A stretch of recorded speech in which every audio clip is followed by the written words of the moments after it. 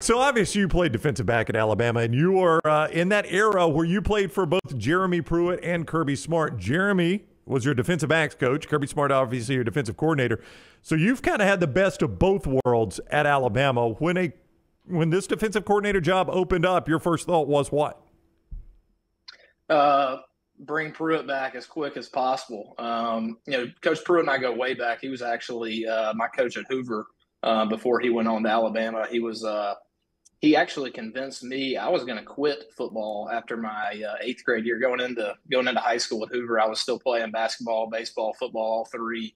And honestly, baseball was probably my best sport, but I was already kind of bored with it. Basketball was really what I wanted to play, and so I was going to give up football and focus on basketball. And Pruitt's kind of one of the ones that really convinced me to keep playing. Told me he thought I had a lot of potential and could be a really good player and everything else. And kind of hit the same thing coming out of my freshman year.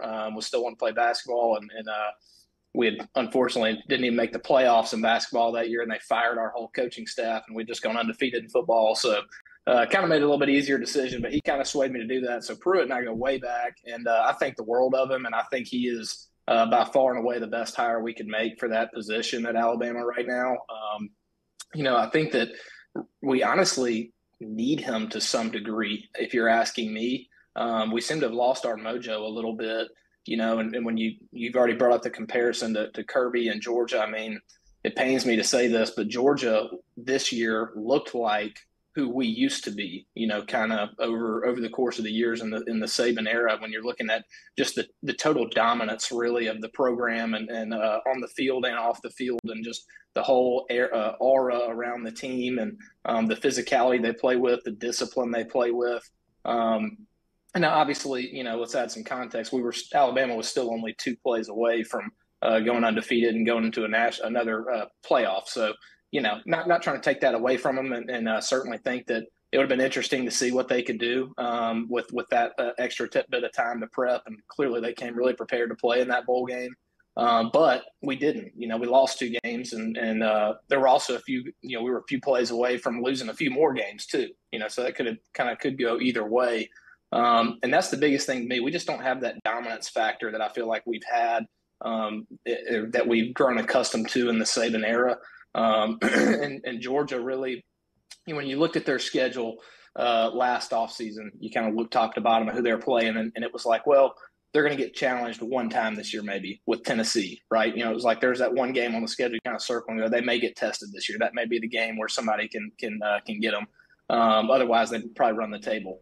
Well, that one game that's kind of like, okay, that's going to be their biggest challenge. They got a 3-touchdown lead by halftime. Game's already over. That's how I feel like it used to be for us, where we were so dominant that, every now and then when you thought we'd get tested, we would just remind everybody just how far above and beyond the other teams and programs we were. And we're not there anymore. We're really more getting challenged almost every week. It seems like we're kind of in every game. Unfortunately, we're still finding ways to win. Again, I'm not trying to sit here and act like Alabama's in the dumps. I mean, we won 10 games last year. We're a great football team. We just, like I say, kind of lost that mojo of being the absolute dominant force in college football right now. I saw where Pollock said that with Saban sitting right next to him, and everybody's giving him a lot of attention for that. Certainly interesting dynamic. Coach Saban's not sitting here right next to me, so it's easier for me to say that. But, I think if everybody's honest with themselves, everything I just said is not anything super. It's not some big revelation.